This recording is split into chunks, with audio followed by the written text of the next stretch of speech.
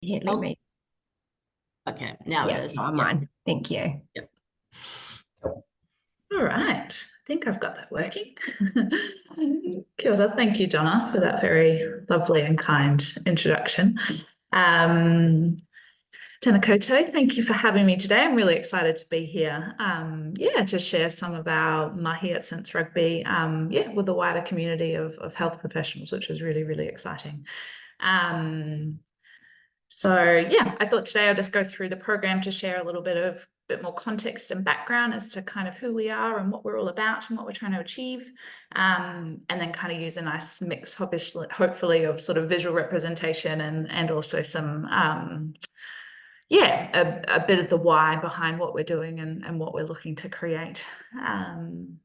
So as Donna's given us a bit of an introduction. So we're an occupational therapy-led rugby program that are working to provide high quality, high impact, accessible opportunities for our disabled tamariki and rangatahi across the motu.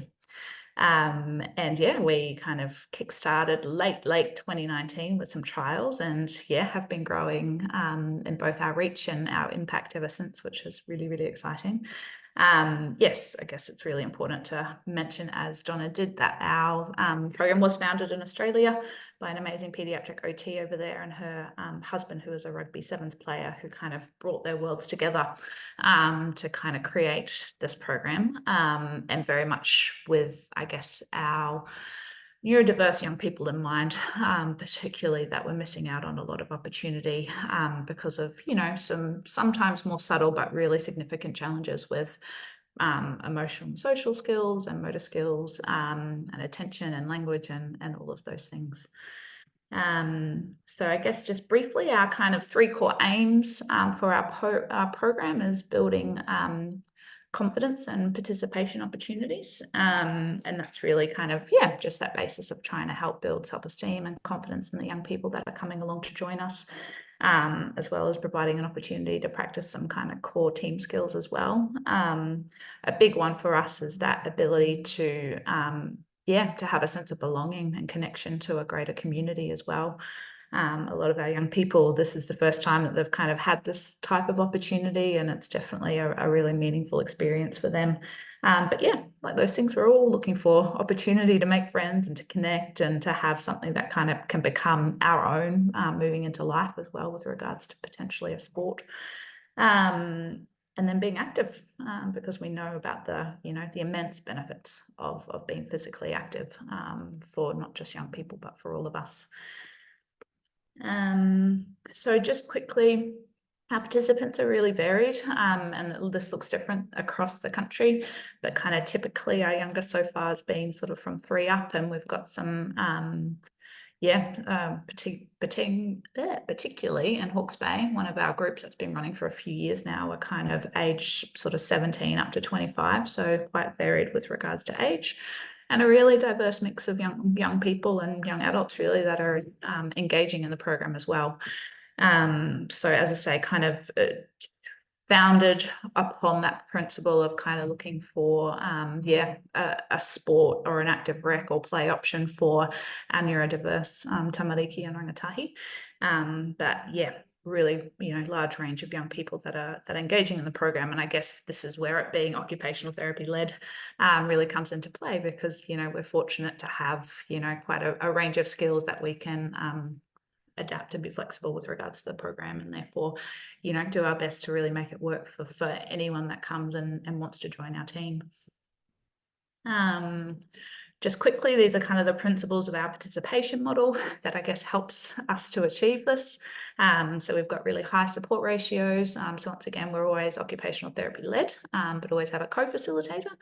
And that might be, it differs across the country at the moment, but we've got physiotherapists, we've got teachers, we've got teacher aides, we've got members of the rugby community that are our co-facilitators. And then obviously we have volunteers, students, and whānau involved in our sessions as well, to make sure that we've got that really nice support ratio right for our young people to be successful. use a lot of language adaptations. So we use a visual board each session just to give that predictability. So our young people kind of know what at least the base plan for the session is, although that can be really flexible as well. Obviously we use sign and really focus on physical demonstration and not getting caught up in too many kind of verbal instructions, which is really helpful for our young people. I'll go into the sensory piece a little bit down the track, but it's a huge foundation of why we're called Sense Rugby and what we do.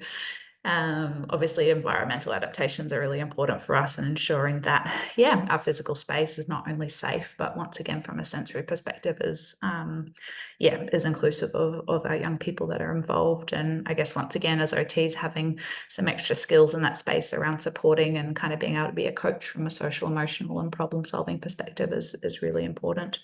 But I think for us, our biggest thing and key is really around this flexibility piece. So whilst we kind of have a routine and some predictability for our young people, which is really, really important, essentially kind of on any given day, depending on who we've got in front of us, we really adapt what we're doing to make the most for our individuals, and also for that team cohesion kind of piece as well. So I think it's a really important factor that's helping us be really successful in this space so far.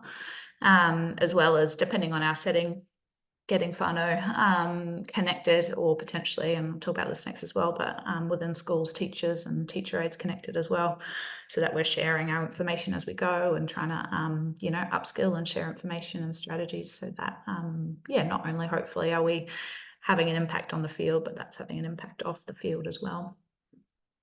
How did that stop? Okay. So yeah, we've kind of got 3 different modes of delivery that we're using currently across the country, and this does vary a little bit depending on our regions and who's delivering and how we go with our funding as well.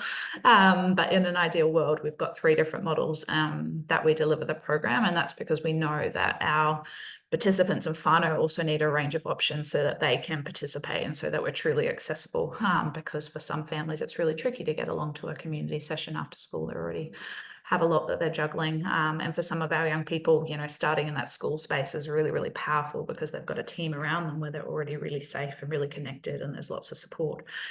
So yeah, we either offer within school model, which kind of looks like schools usually get a term of input at a time, and we're there weekly doing 45-minute sessions, or out in the community, and that looks like weekly input again. So sort of a 1-hour session, that might be an afternoon after school, or some of our regions do like a Saturday morning.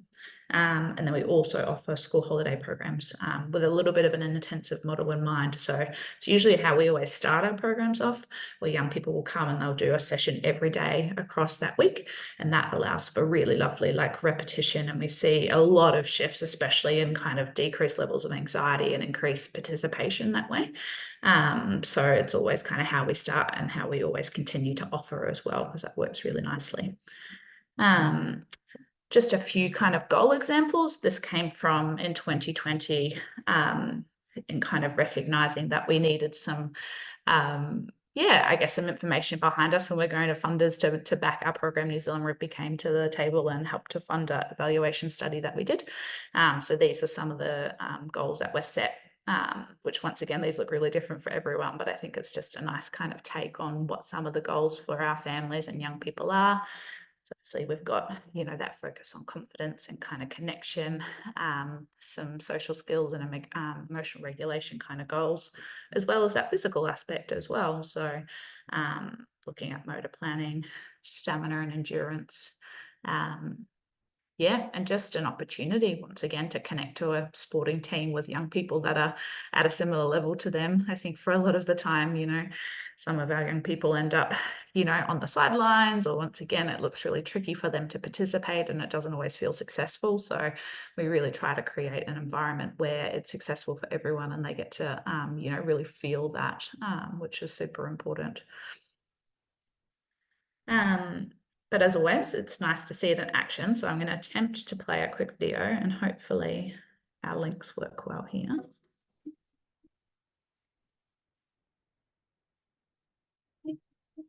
Sorry. Why did that not work? All right, I'll keep it normal so I don't ruin it.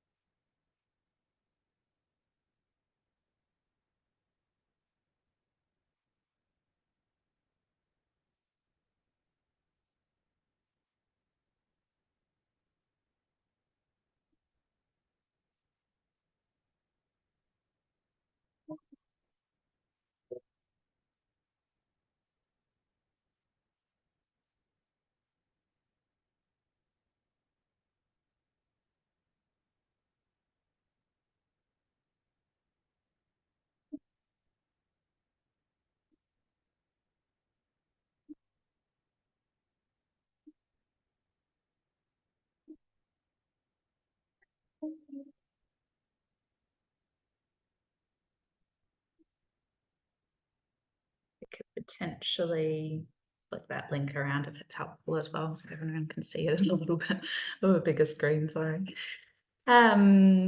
So yeah, I guess I thought I'd just go into a little bit more about the kind of the why behind what we're doing and how we're working to sort of achieve these outcomes.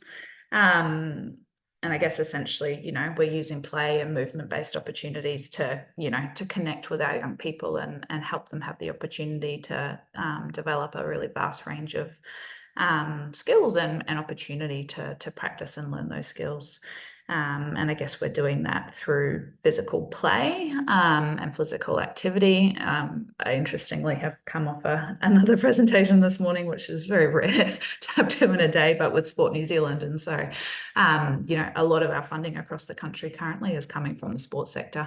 And once again, there's a lot of variety there with regards to, are we sport? Are we active rec? Are we play? Because it does really look different for each of these young people and each of our groups, depending on what we're focusing on.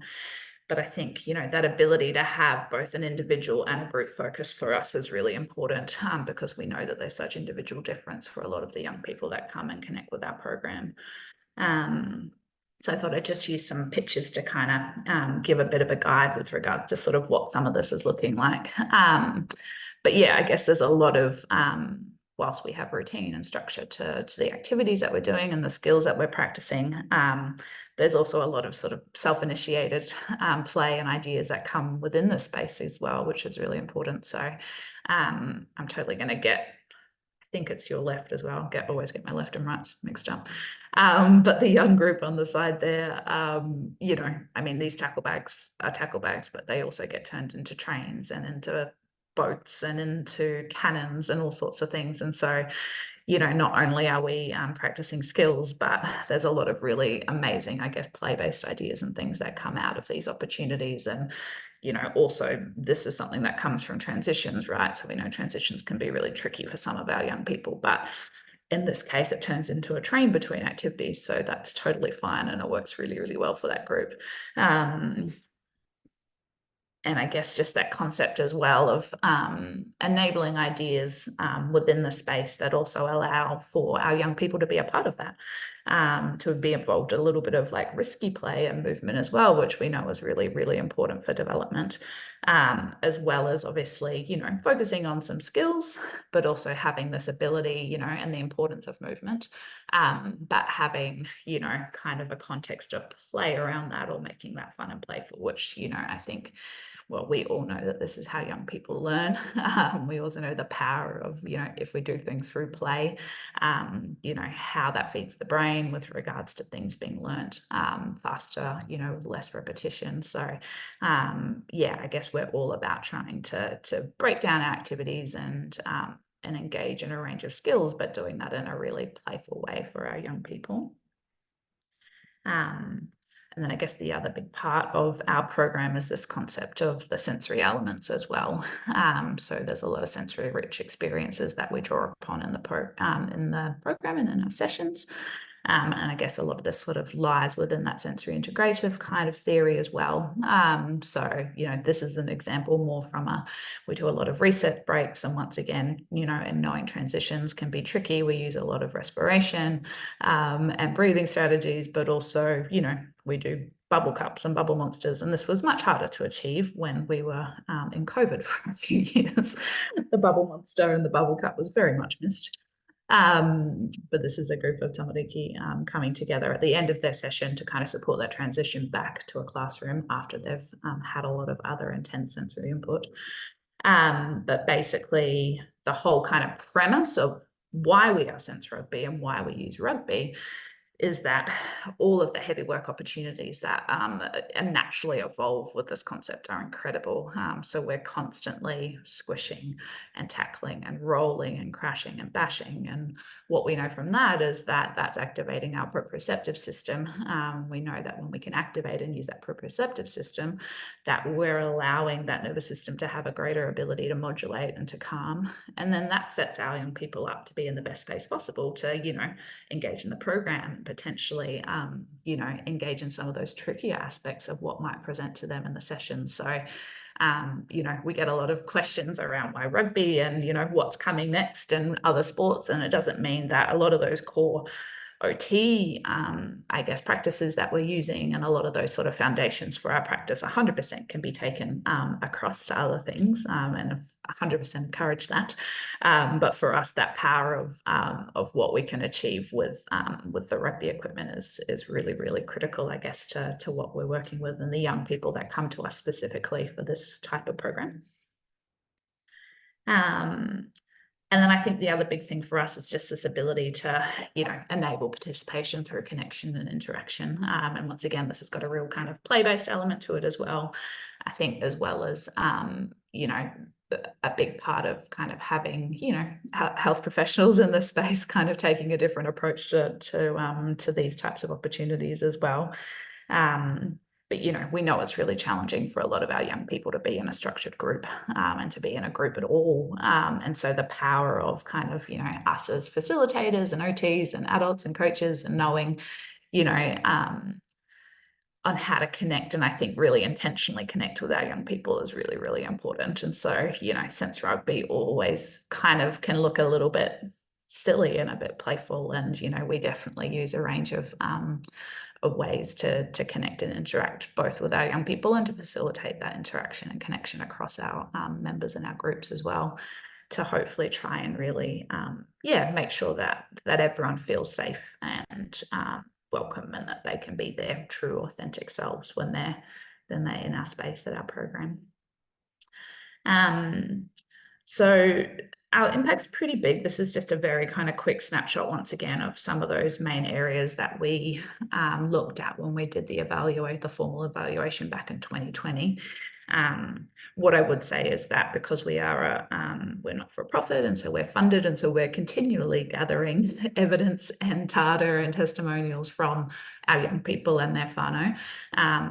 And so this is kind of just a general area or general summary of some of those areas that that we're looking to improve or to work on, as noted around the social piece. It's amazing, like the motor piece is often a part of it, but often not the main reason that a lot of young people come to our program. But as mentioned, that kind of, you know, increasing participation, decreasing anxiety, and that improvement of a sense of belonging. I don't know everyone that's on the call, but I think I said this at the last conference we were at, Donna. We've got a lot of data, a lot of information. So if there's anyone out there that ever wants to do a research piece on us, there's a lot sitting there waiting. Conscious of time, but I threw a couple of testimonials in just because, you know, it's really the voice of our young people and our whānau that's super meaningful to us. So it would be great. Everyone can have a look and a read at these. I'm sure the slides get potentially shared among them. But I guess, just really varied impact for the young people and families that are participating with us across the country. And I think what I put together more is just a little one of participant voice from one of our more recent reports that we've done, which I love just the range and what's important to our participants and what they comment on. So, you know, some of it's social and some of it is those functional skills and some of it's around more of that play-based approach. So I think, you know, we're always trying to use this to inform what we're doing to make sure that we're on the right track. But that also, our young people are happy with how things are going and what we're doing. So that's just a little snapshot of one of our groups from a little while back.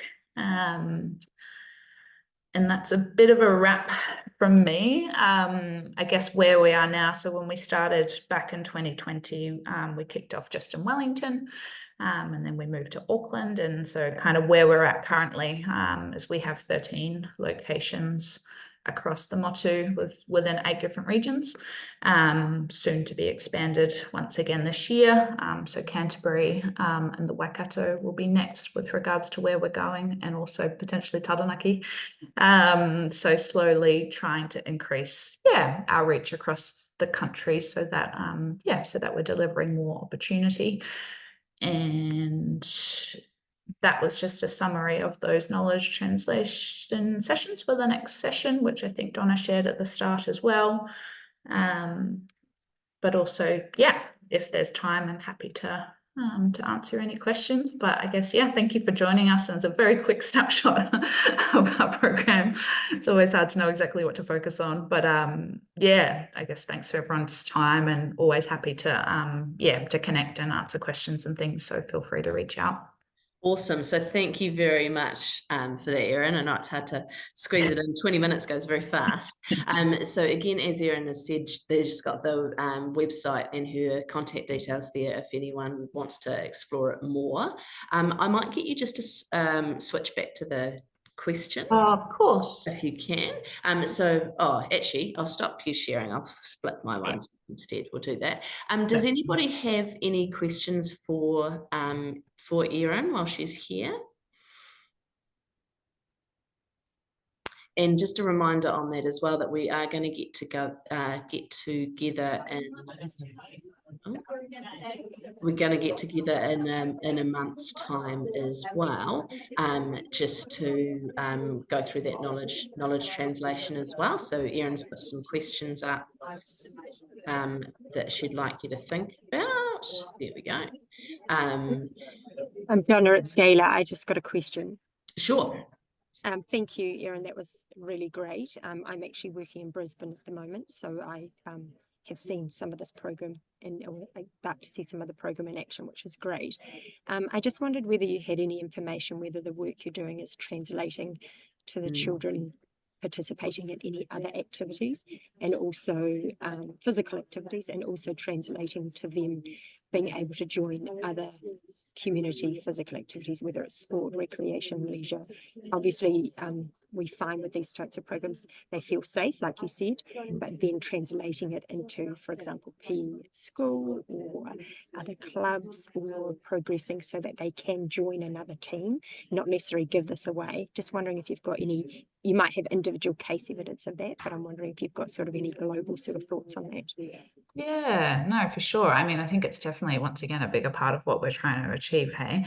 And it is a little bit individual in the fact that, yeah, there's definitely been young people that have come to one session and that's been enough for them to turn up to their local rugby club and give it a try, because you know, really all they needed was just to see that they could, you know, do something like it would be okay. Often as well, it's the family. Like often families have had really tricky experiences where maybe they've jumped into sports early and it hasn't quite gone so well. And so often they're quite anxious about taking their young people along to an activity or an event. So once again, once they see, oh, actually, you know, this is an opportunity and that it's gone really well, then they are more open to going back and trying other things too. We've definitely had young people that have come and, yeah, joined their local rugby club and now we're playing rugby. And then there's some young people that I guess, yeah, that it is a safe space and it is a type of space where they truly, I guess, have all of the support around them to practice those skills. I would say what's happening in New Zealand at the moment is that there's lots of really exciting opportunities that are finally coming to play, especially across the sector. We've got national sporting organisations that are really making this a priority. And we're a part of a cohort here, which was funded through Sport New Zealand, called the Disability Inclusion Fund. And so we're one of 14 that have sort of had 3 years of funding around sustainability and capability so that we can also, you know, survive in this world. And so what I would say is the sector's working really nicely to communicate around those opportunities as well. And I guess what we want, don't we, is that, you know, for there to be multiple opportunities, because, you know, rugby's not everyone's thing. Not that I would say some people are really committed to the fact that sense rugby is rugby and others just come because their friends are there and it's something fun that they get to do. So, you know, having more and more opportunities is so important so that everyone's got choice and that they can find their own thing. So yeah, you know, it's definitely a part of what we're trying to do, especially in that school space. We see a lot of generalization and translation of skills then into the greater school community, which is really, really wonderful, and schools that really integrate the support that comes into that space so that it can be taken onto the playground and taken onto into other sporting opportunities. So yeah, I think it's definitely working. I think, like all things, it does definitely come down to the individual.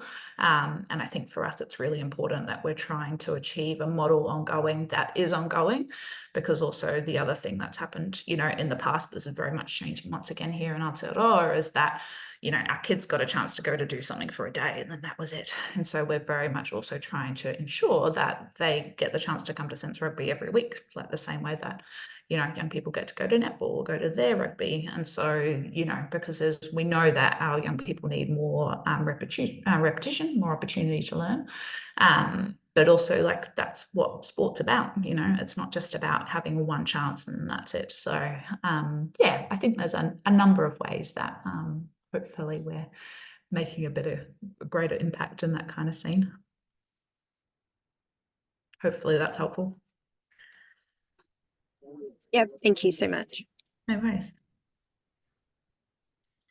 Cool. Thank you, Gail, and thank you, Erin. Anybody else got any other questions? You can either speak or pop them into the chat. I think it'd be great if people just save their questions now for the next time, because it's actually 12:30, and I'm wondering if you're going to be able to join us again next time so people can ask questions directly to you. That would be great. Yeah, I'll be there, Jane. I've got the time aside. Fabulous. So that's I've just popped the slide up just in terms of, so we're going to catch up again on the 14th of May. What will happen is if you've signed up, we'll send a flyer out which will have a link to Erin's video. So for anybody that's missed the presentation today, or if your brain's like mine, I quite like to rewatch it just before the session because it helps me remember what I'm wanting to ask and find out about. And as I said, Erin's given us some of those questions which will be available as well, just to prompt the discussion, and again with the whole idea of learning from Erin and her team and what they've found that works, and then looking at what we can take from that and use in our practice and with the families we're working with. Cool. Thank you for having me. Thank you very much, Erin. You need to go and rest your voice after lots of talking. So cool.